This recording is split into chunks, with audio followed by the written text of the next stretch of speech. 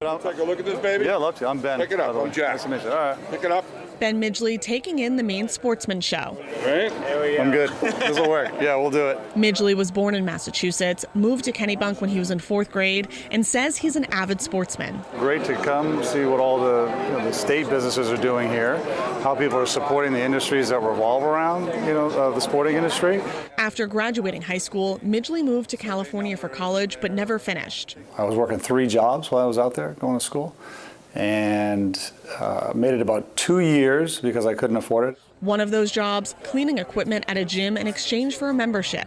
He spent about half a decade moving up in the industry before falling on hard times, having to rely on unemployment and food stamps. It's a very humbling experience, and then at that time I knew I did not want to stay in that position anymore, so I just figured hard work was the only way out and just dove in as best I could and ended up getting back into the industry. Rising to president of Planet Fitness before founding Crunch Fitness Franchising.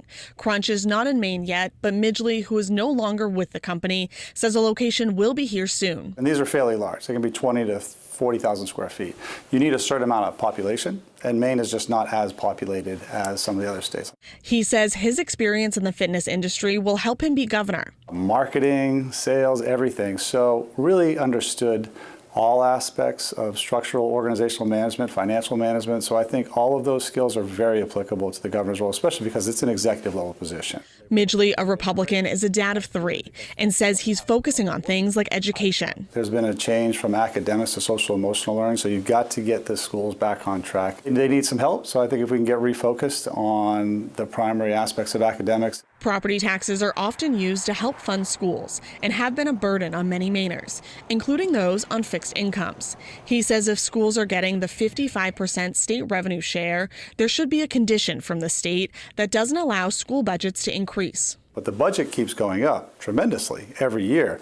We're just spending more and more for students, and we're getting poorer results. So you could technically change that trend, reduce the amount of spend, and still improve student outcomes in the interim. Another priority, lowering energy costs. He says it's not natural gas that's driving up the cost, it's green energy, specifically solar. Right now, the people in the state are paying about $200 million extra in subsidies, ratepayers, not the state, to have the infrastructure costs built out for these solar plants. And then we're paying almost double the rate per kilowatt hour. The next governor will have to propose a state budget early on in their term.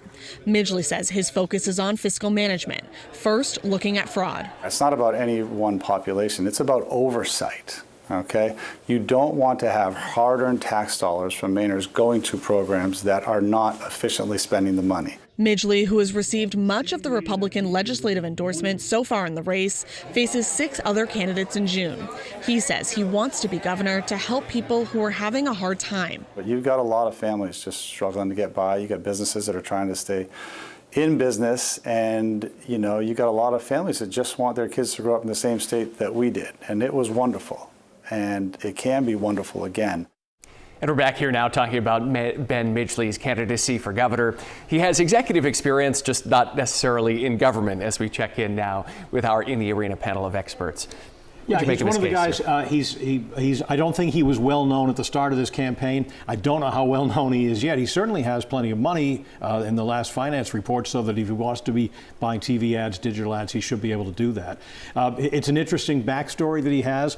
Phil, if I understand him correctly, he's talking about one of the things that popped out in that profile was if school districts are going to get 55% funding from the state, then they have to agree to not increase their budgets year to year. But that doesn't seem very realistic given the costs that are out of the control of school boards across the state when it comes to health insurance and teacher salaries and special education and so on. Yeah, you're absolutely right, Pat, but I think he's touched the inflection point that the municipalities and the state need to have better communication. As it stands now, the towns get to decide how much to spend. They send the bill to the state and say pay 55% of it. So I think Ben is on the right track here. And in addition, the more you learn about his backstory, the more you feel like, wow, he really did come from nothing to success, and his demeanor is certainly engaging.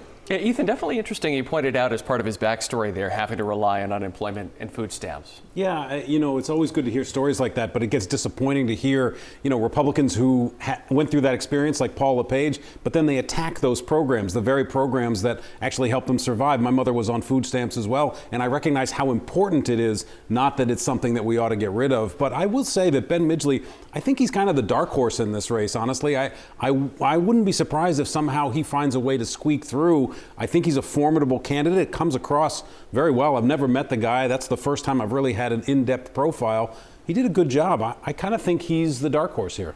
Interesting. Do you think that he could be a dark horse candidate, a sleeper pick, if you will?